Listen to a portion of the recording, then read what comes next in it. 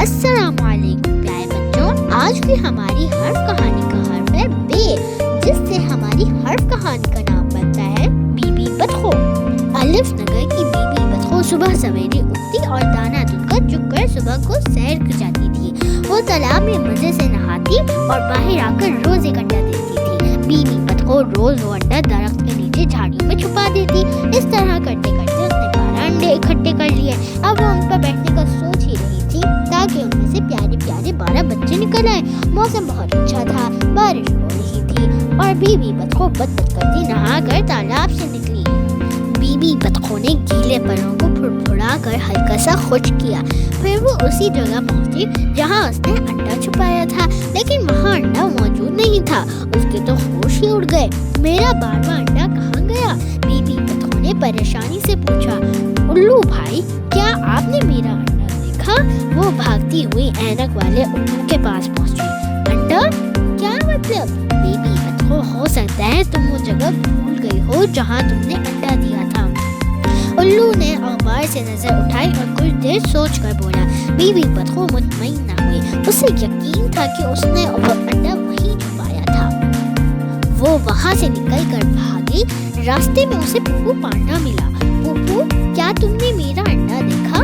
اس نے پریشانی کے عالم میں پوچھا۔ نہیں بی بی بطخوں، میں تو ابھی سو کر اٹھا ہوں اور مجھے تو انڈے اچھے بھی نہیں لگتے، پپو نے پانس چباتے ہوئے کہا۔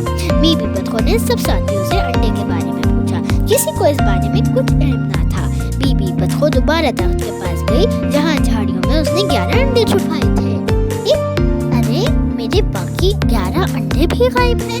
جھاڑیاں اٹھاتے ہی بی بی بطخوں کے ہوش اڑ گئے، وہاں ایک بھی انڈا نہیں تھا۔ تب ہی بی بی بطخوں نے درخت کے اوپر ببلو بندر کی دم دیکھی۔ اب اسے پتہ چلا کہ انڈے کس نے غائب کیے تھے۔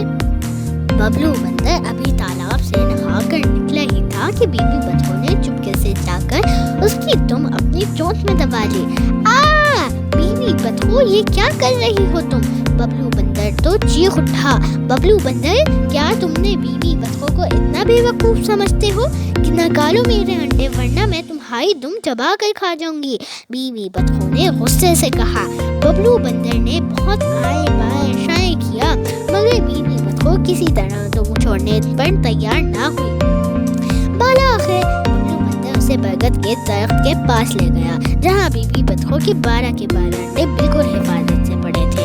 اب تو میری دم چھوڑ دو بی بی بطخوں، ببلو نے منت کی۔ بی بی بطخوں نے چونچ کو کچھ مزید دبایا۔ ببلو بندر تکلیف سے چیخا۔ اس نے بی بی بطخوں کے سامنے ہاتھ جوڑے۔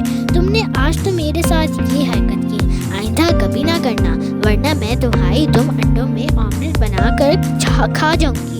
بی بی بطخوں نے اس کی دم چھوڑ دی۔ آزاد ہوتے ہی وہ اپنی دم سہلاتا اور دباتا وہاں سے بھاگ نکلا۔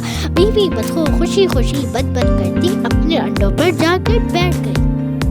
یہاں تک ہماری کہانی ختم ہوتی ہے اور اب ہماری ملاقات چھوٹی موٹی کہانیوں میں نئے حرف کے ساتھ ہوگی۔ اللہ حافظ۔